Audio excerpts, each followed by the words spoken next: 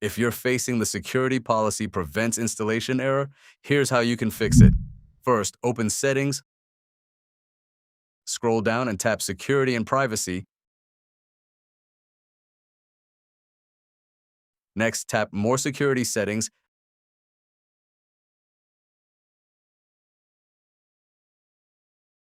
Then scroll down and select Device Admin Apps.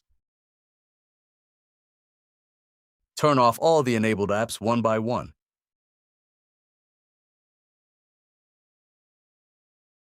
Now go back to the main settings page, scroll to the bottom, and tap General Management. Tap Reset. Then select Reset All Settings to restore your phone's default settings. This may fix the error.